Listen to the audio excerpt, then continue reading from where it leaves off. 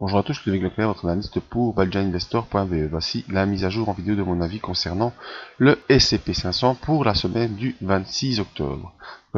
Présentation qui se fait en collaboration avec FXCM sur la plateforme TradingView.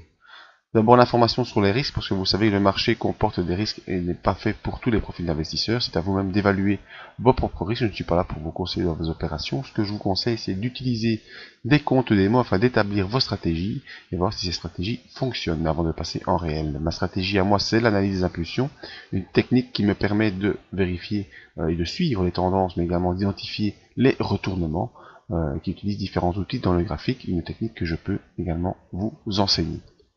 Alors sur notre plateforme FXCM TradingView, eh bien l'évolution du S&P 500, la semaine dernière nous étions restés sur ces deux bougies haussières qui longeaient la médiane de Andrews, et donc je vous avais averti sur la probabilité de rejoindre les 2046 et donc de surveiller le passage de ces 2046 ou pas. Eh bien ce fut le cas jeudi où on avait enfoncé, par contre mercredi ça faisait un peu peur parce qu'on avait enfoncé la M7, et en général quand on enfonce la M7, si on n'a pas une réaction positive dès le lendemain, eh bien on peut retourner la tendance. Enfoncement de la M7 mercredi, tout comme ça avait été le cas la semaine dernière. On avait enfoncé également la M7 et puis immédiatement sur le support, bam, on avait pu rebondir. Ici c'est un peu le même scénario. Vous voyez, lundi vert, mardi, mercredi rouge et puis vendredi, bam, on accélère. Non, c'est l'inverse.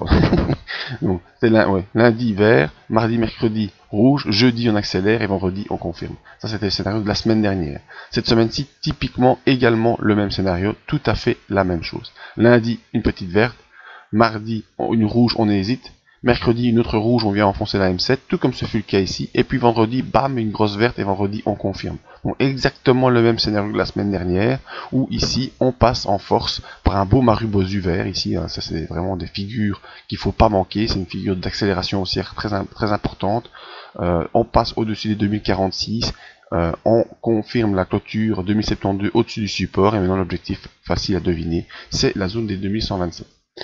Alors, le S&P 500 évolue moins fort et de manière moins puissante que le CAC 40, dont je viens de faire l'analyse juste avant.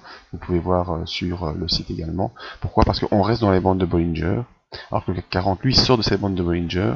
Malgré tout, on a une belle confirmation des indicateurs. Hein. Vous voyez le MACD qui commençait à perdre de la puissance et qui revenait vers son signal réaccélère. Donc ça, c'est un bon signe de poursuite haussière, mais également confirmation de cela par la sortie du RSI au-dessus de 60, et donc tant qu'on est entre 60 et 80, on est en pression haussière importante. Donc moi, pour la semaine prochaine, eh bien, je vise encore une nouvelle fois une poursuite haussière en direction des 2127.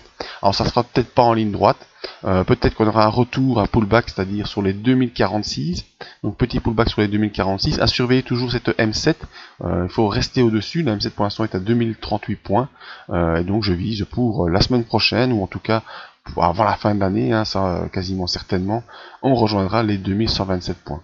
Donc à surveiller comme support 2046 et la M7 à 2038, tant qu'on reste au-dessus de tout ça, eh bien le scénario haussier reste valide en direction des 2127 points.